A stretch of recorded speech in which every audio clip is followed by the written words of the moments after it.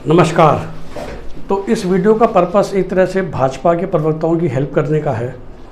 तो देखिए, जो मैं मीडिया में सुनता हूँ, कभी बार मुझे लगता है कि कितने सिंपल सवाल हैं, या every time a political party is cornered by somebody else. तो मेरा को लगता है कि शायद मेरी बातें उनके पास पहुँच जाए, चाहे कोई भी पार्टी हो, तो वो जवाब दे पाएंगे। जिस तरह की वही हमेशा बिहार में लालू जी को कॉर्नर कर दिया जाता है कि 15 साल, अब तो 15 साल को हुए, 15 साल हो गए। तो सिमिलरली तो ये एक तरह से एडवाइस है, अगर ये वीडियो किसी तरीके से किसी भाजपा प्रवक्ता के पास पहुंच जाए और फिर वो आपस में सुन ले, ताकि वो विपक्ष के इस सवाल का जवाब ढंग से दे सकें।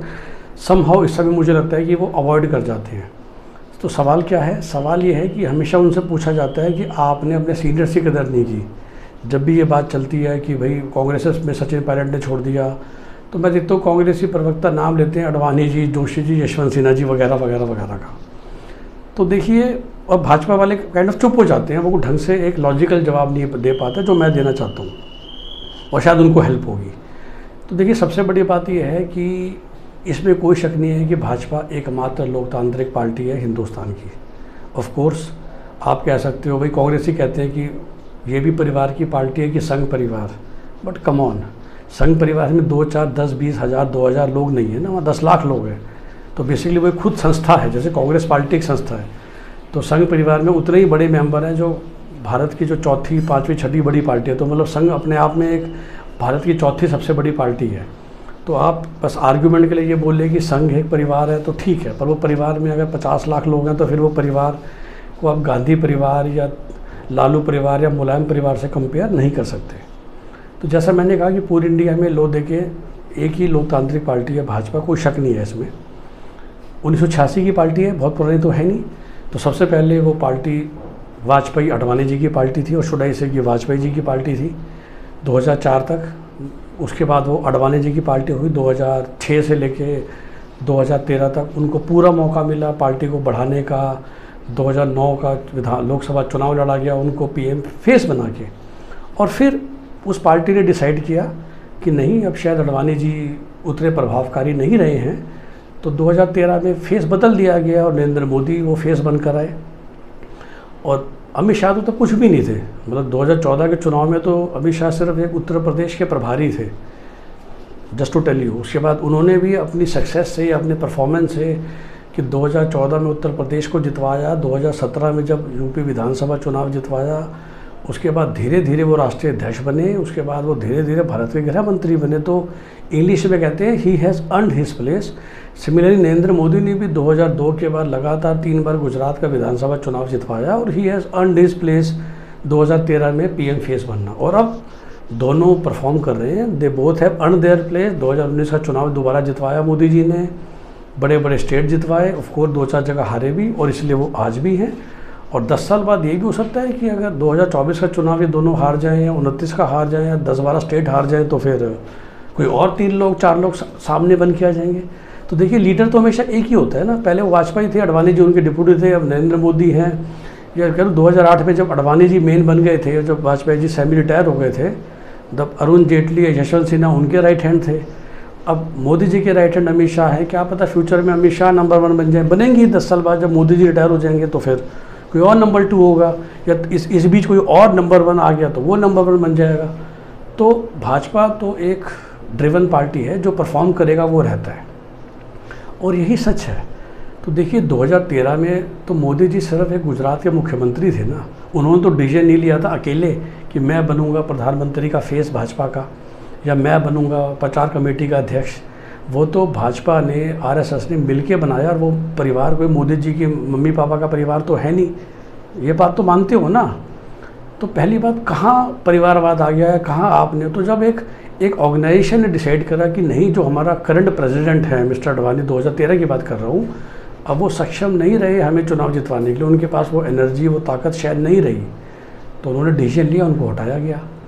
और तब मुझे लगता है कि अडवाणी जी गलती कर गए। 2014 में उनको सम्मान के साथ चुनाव लड़ना ही नहीं चाहिए था, क्योंकि एक बार जब आपकी नेक्स्ट जनरेशन आ गई, तो मोदी जी, अडवाणी, जोशी की नेक्स्ट जनरेशन है, उनसे उम्र में 20 साल छोटे हैं। तो जब आपसे अगले 20 साल छोटा बंदा सामने आ गया, तो पुराने बंदे का खुद का फ़र्ज़ बनता है कि वो शान से रिटायर हो जाए। पर वो नहीं हुए। वो 2014 का चुनाव भी लड़े, जीत गए, दोनों MP बन गए। मैं बात कर रहा हूँ जोशी जी और अडवाणी जी की। मैं पाँचों का नाम बताता हूँ। शत्रुघ्न सिन्हा को MP बनाया गया और यशवंत सिन्हा के साथ डील की गई, क्योंकि उनका बेटा भी बड़ा हो चुका था और वो चाहते थे जयंत सिन्हा आ गया है, तो उनकी टिकट जयंत सिन्हा को दे दी गई। मैं बात कर रहा हूँ 4 जो प्रोमिनेंट चेहरे थे, जेटली जी, सुषमा स्वराज, जो बाकी बच गए वो तो सभी टॉप 5 मिनिस्टर बने। तो अभी इन चारों की बात करते हैं, जिनको बार बार नाम लेके कहा जाता है कि साइडलाइन कर दिया गया। अब देखिए, आपसे 20 साल छोटा प्रधानमंत्री बन जाए तो क्या आप कैबिनेट मिनिस्टर बनेंगे? अगर मोदी जी अडवाणी जी से कहते हैं कि भाई चलो आप बन जाओ डिफेंस मिनिस्टर, आप बन जाओ फिनांस मिनिस्टर, मैं हूँ प्राइम मिनिस्टर, क्या कोई इज्जतदार आदमी बनता है? तो बन ही नहीं सकते थे। अब चूँकि अडवाणी जी भी डिप्टी PM रह चुके हैं, जोशी जी भी टॉप 4 मिनिस्टर में रह चुके हैं, वो किसी राज्य के राज्यपाल भी नहीं बन सकते। तो उनको सम्मान देने का एक ही जरिया बचा था मोदी जी के पास या RSS या BJP के पास, कि अडवाणी जी प्रेसिडेंट को बना दिए जाते। करेक्ट, 2017 में, और जोशी जी वाइस प्रेसिडेंट, ये सब लोग बोलते हैं। अब फिर से वाइस प्रेसिडेंट की पोस्ट इंडिया में स्टैम्प पोजीशन नहीं है प्रेसिडेंट की तरह। वाइस प्रेसिडेंट राज्यसभा का चेयरमैन भी होता है, तो राज्यसभा की सारी प्रोसीडिंग्स में उनको आके बैठना पड़ता है और उनको एक तरह से लोकसभा के स्पीकर की तरह पूरी प्रोसेस को मैनेज करना पड़ता है। तो कभी आप राज्यसभा की लाइव प्रोसीडिंग देखेंगे तो आप देखेंगे कि अभी वेंकैया नायडू या उससे पहले अंसारी साहब जो भी रहे हैं, वो बड़ी मेहनत का काम है। और अडवाणी जी 90, जोशी जी 86, ठीक से चल नहीं पाते, ठीक से बोल नहीं पाते, क्या वो रोल कर पाते? नहीं कर पाते, तो वो पोजीशन भी ख़त्म हो गई। अब बचे प्रेसिडेंट ऑफ इंडिया। बिल्कुल ठीक बात है, इनके हाथ में था कि अडवाणी जी को बना के सम्मान दिया जा सकता था। और यही मैंने बोला, यहाँ पर प्रैक्टिकलिटी आ जाती है कि क्या आप उस इंसान को बनाएंगे सिर्फ़ और सिर्फ ऑनर देने के लिए? और क्योंकि देखिए, अडवाणी जी किसी वोट बैंक को कैरी नहीं करते हैं, उनकी जो पर्टिकुलर कास्ट है वो कोई ख़ास नहीं है। उम्र के साथ, सबके साथ, अब वो अगर वो अपने आप एक ट्वीट करें या कुछ रैली ऑर्गेनाइज़ करें अपने दम पर, तो शायद 100 लोग भी इकट्ठे नहीं होंगे। ये प्रैक्टिकल बात है ना। तो फिर वो उनको राष्ट्रपति बना के वो राष्ट्रपति की सीट खराब करना था। उसके बदले भाजपा ने एक दलित को बनाया, जिसकी वजह से पूरे इंडिया में मैसेज जाता है। तो राष्ट्रपति की देखिए बहुत ही कोवेटेड सिंगल सीट थी, वो अडवाणी जी पे ख़राब नहीं की गई। अब इसको अगर आप ये मानते हैं कि उनको साइडलाइन कर दिया गया तो आपकी श्रद्धा, लेकिन राष्ट्रपति ji position is too important position to be wasted on expired product. मतलब कि अडवाणी जी देखिए वैसे तो किसी काम के रहे नहीं, बहुत सिंपल सी बात है, सीधी शब्दों में। तो राष्ट्रपति का पद बहुत बड़ा पद था उनको सिर्फ सम्मान देने के लिए, लेकिन फिर भी सम्मान दिया गया। अब बताता हूँ कैसे। तो देखिए, सम्मान के हिंदुस्तान में बहुत लिमिटेड सम्मान अवेलेबल हैं। 3300 MLA हैं, 700 सांसद हैं, 4028 मुख्यमंत्री बनते हैं, एक राष्ट्रपति, एक उपराष्ट्रपति, लोकसभा स्पीकर, एक प्रधानमंत्री। गिन के मतलब वो काउंट कर सकते हो कि 4142 सम्मान के पोजीशंस हैं।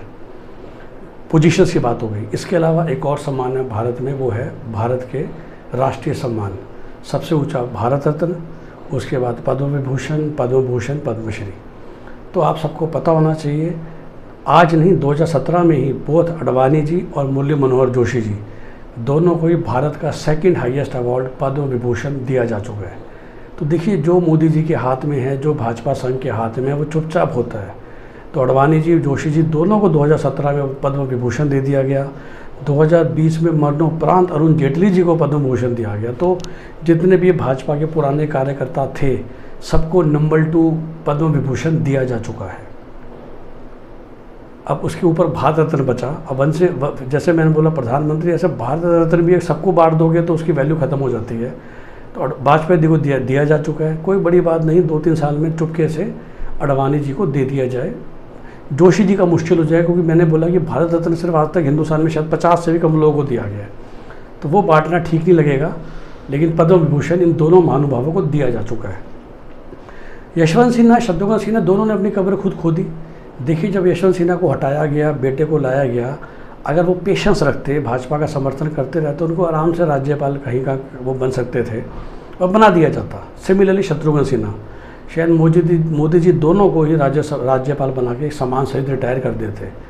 लेकिन शत्रुघ्न सिन्हा की समस्या थी, वो मिनिस्टर बनना चाहते थे लोकसभा में रहते हुए, और एक्टिव मिनिस्ट्री मोदी जी को नहीं लगा कि वो उसके लायक है एज ए परफॉर्मर, क्योंकि Shatrughan Sinha is also not a full time politician.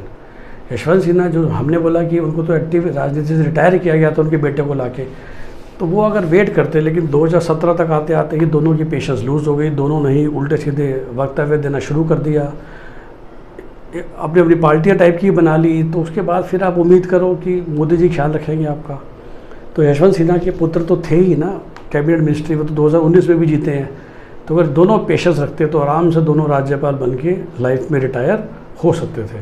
समस्या ये है कि दोनों राज्यपाल नहीं बनना चाहते, दोनों ही एक्टिव राजनीति करना चाहते थे, और वो जो भाजपा मोदी जी का रूल था उस रूल में वो दोनों फिट नहीं हुए। और शत्रुघ्न सिन्हा तो बोले ही बहुत, वरना शायद 2019 में भी उनको टिकट मिल जाता, क्योंकि उनको मिनिस्टर नहीं बनाया गया। तो उन्होंने तो अपनी कब्र खुद खोदी, मैं ये कहना चाह रहा हूँ। तो मैं ये कहना चाह रहा था। लेकिन उसके अलावा देखिए पुराने जितने भी थे, कल्याण सिंह, लालजी टंडन, कलराज मिश्र, किसको राज्यपाल नहीं बनाया? यही तो सम्मान था ना, जो पुराने आडवाणी जी की पीढ़ी के जितने भी लोग थे सबको राज्यपाल बना के रिटायर करते तो रहे मोदी जी और भाजपा, और उससे ज़्यादा सम्मान क्या दें।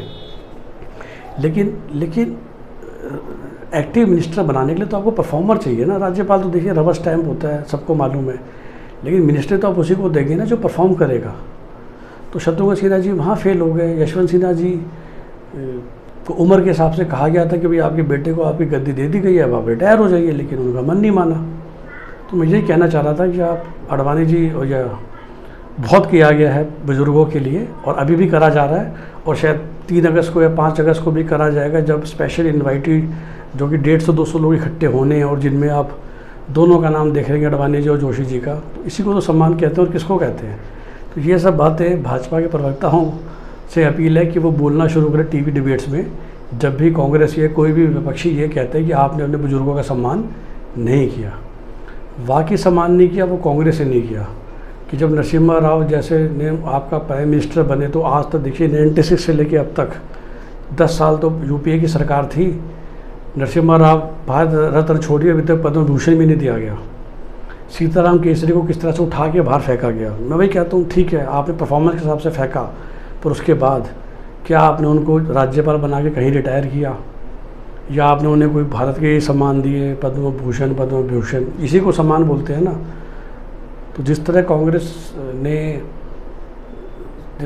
दुराचार या दुत्कार किया नरसिम्हा राव की लेगेसी का, या सीताराम केसरी जैसे लोगों का, या वो अब कर रहे हैं अपने नेताओं के साथ, ऐसा कभी नहीं किया गया भाजपा के द्वारा। तो भाजपा प्रवक्ताओं को बहुत ही विश्वास के साथ अपने आप को डिफेंड करना चाहिए। धन्यवाद।